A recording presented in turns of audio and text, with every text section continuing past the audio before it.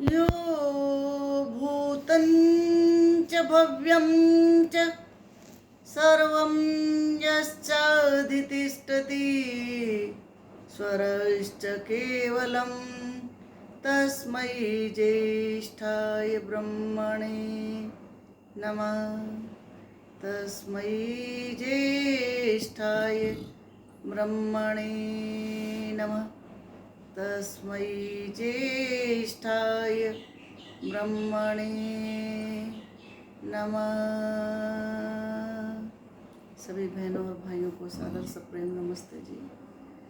तो आज हम एक मंत्र की व्याख्या करना चाह रहे हैं और वो मंत्र है, आप सभी जानते होंगे, जिसको कि अपने भारतीय संस्कृति में कहा जाता है कि महामृत्युंजय मंत्र। और जब कोई कष्ट में हो, कोई रोगी हो, तो पंडित वगैरह भी बता देते हैं भाई इस मंत्र का जाप करो, इतने लाख करो। लेकिन हमको नित्य प्रतिदिन ही मंत्रों का सहारा लेना चाहिए, क्योंकि मंत्रों में ऊर्जा होती है और शब्द का संबंध आकाश तत्व से है और आकाश का संबंध हृदय तत्व से, हृदय से है। तो जो भी हम बोलते हैं वो शब्द लौटकर हृदय में हमारे पास आ जाते हैं। इसलिए कोई ज़रूरी नहीं है कि उसी वक्त हमें करना जब हमारी तबीयत खराब हो या बीमार हो। तो हमें हर पल ही उस प्रभु से अपने पूर्ण आयु की कामना करनी चाहिए। हम कैसे स्वस्थ रह सकते हैं, प्रभु हमें आहार विहार हमारा संयमित हो, हमारी दिनचर्या संयमित हो, हमारा जीवन संयमित हो। इस तरह से हम अपने जीवन को सुंदर बना के और हम पूर्ण और दीर्घायु को प्राप्त कर सकते हैं। तो यहाँ इस मंत्र की व्याख्या कर रहे हैं। ओम त्र्यंबकं यजामहे सुगंधिं पुष्टिवर्धनम् उर्वारुकमिव बन्धनान् मृत्योर्मुक्ष्ये मामृतात्। मृत्योर्मुक्ष्ये मामृतात्। तो इस मंत्र में हम प्रभु से दीर्घायु की कामना कर रहे हैं कि प्रभु हमारी आयु पूर्ण हो, हमारी कच्ची आयु नहीं हो, हमारी अकाल मृत्यु नहीं हो, हमारी आयु है वो दीर्घ हो, पूर्ण हो, रोगों से रहित हो, मतलब। और यहाँ प्रभु को हमने कहा त्र्यंबकम यजामहे, तो वो प्रभु 3 आँखों वाला है। तो 3 आँखों वाले उस प्रभु का हम यज्ञ के द्वारा यजन करते हैं। अब आप कहेंगे 3 आँखें, प्रभु तो निराकार ही हैं, लेकिन वो 3 आँखें हैं कि वो प्रभु वर्तमान, भूत और भविष्य तीनों को जानने वाले हैं। इसलिए वहाँ यहाँ पर त्र्यंबका का मतलब, त्र्यंबकम का मतलब वो प्रभु 3 आँखों वाला है और वो हम यज्ञ के द्वारा भक्त उसकी यजन करें। अब यज्ञ का मतलब खाली यही नहीं है, बहुत सारी चीज़ें यज्ञ में आती हैं। हम परोपकार की भावना से जो कार्य करते हैं वो सारे यज्ञ कर्म कहलाते हैं। लेकिन जो हम अग्निहोत्र करते हैं ये वायु शुद्धि के लिए होता है। तो हम किसी को जीवन दान देते हैं, इससे बड़ा तो फिर कोई और चीज़ नहीं है। इससे बड़ा ये जोर क्या होगा, क्योंकि हमारे एक छोटे से अग्निहोत्र के करने से आसपास की वायु जो विषैली है वो शुद्ध होती है, तो जीवनी शक्ति बढ़ जाती है। तो प्राणवायु शुद्ध जब हमारे भीतर जाती है तो निश्चय ही हम रोग से रहित और दीर्घायु को प्राप्त कर सकते हैं।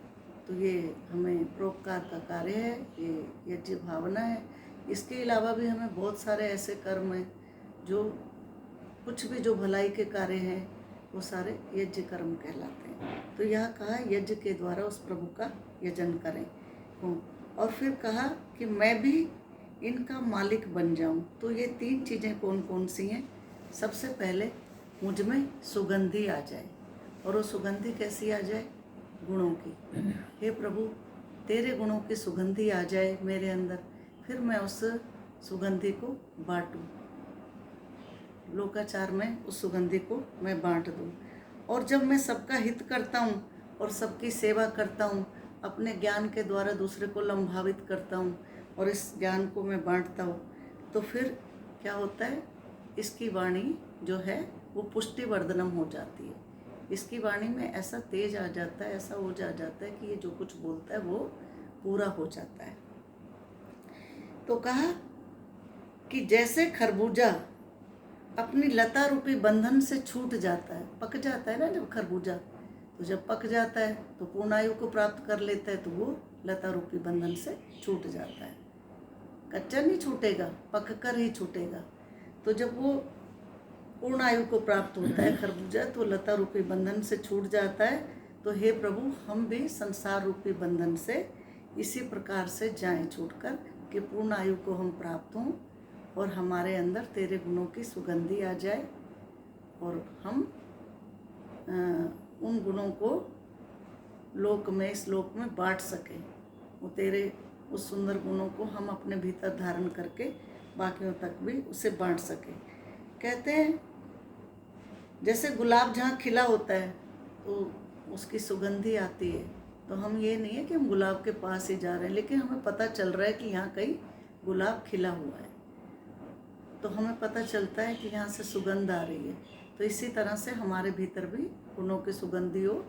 हम जहाँ भी बैठें, जहाँ भी, तो वहाँ हमारे गुण झलकने चाहिए।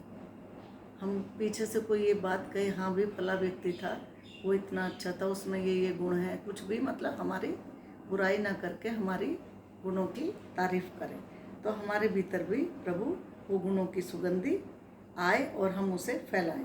तो खरबूजे के 3 गुण होते हैं। तो पहला तो हम उसे सूंघ कर देखते हैं कि ये मीठा है या नहीं। तकरीबन सभी माताएं बहनें सूंघ कर देखती हैं, मैंने जहाँ तक देखा, मैं भी करती हूँ ऐसा। तो सूंघ कर देखते हैं तो उसमें सुगंधी आ रही होती है। दूसरा, वो पक जाता है तो वो मीठा हो जाता है। और तीसरा, वो लता रूपी बंधन से छूट जाता है। तो जब इसी तरह से हम भी परमात्मा से कह रहे हैं कि हमारे अंदर प्रभु तेरे गुणों की सुगंधी आए। दूसरा, हम पूर्ण आयु को प्राप्त हों, पकी आयु लेकर जाएं। तीसरा, शरीर रूपी बंधन से हम छूट कर मोक्ष को प्राप्त करें, आवागमन के चक्र से हम छूट जाएं।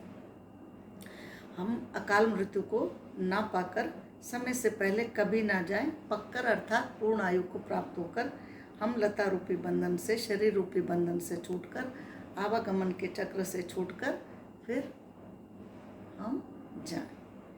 तो यहाँ का जब इसकी वाणी में शक्ति आ जाती है, पुष्टिवर्धनम उसको बोलते हैं, अर्थात वो पूरी हो जाती है।